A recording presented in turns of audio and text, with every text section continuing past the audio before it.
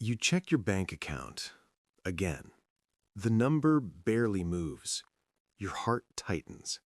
You scroll past posts of people living effortlessly and wonder why it feels impossible for you. You work. You hustle. You save. And still, something feels missing. You debate. Should you spend?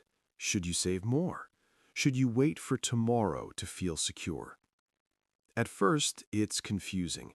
You're responsible, you're cautious, you do everything right, yet fear lingers in every decision.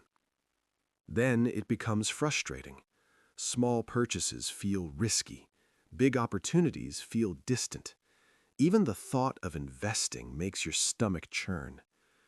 And later, when the room is quiet, there's that subtle regret.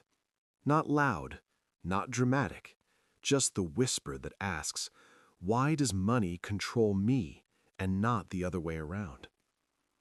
This isn't failure.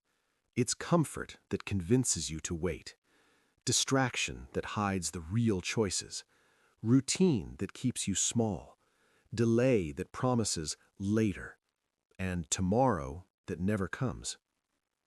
You have potential. That's why this fear cuts deeper than laziness ever could. But here's the truth. Confidence doesn't appear at random. It emerges at a threshold, a number, a moment, a tipping point where fear loses its power. And this is where everything changes. It's not the money itself, it's what it represents. Control, choice, freedom, the ability to act without hesitation, the quiet knowledge that you can take risks and survive. Discipline is what builds this threshold, not luck, not shortcuts. Discipline over your spending, discipline over your decisions, discipline over the distractions that steal your courage.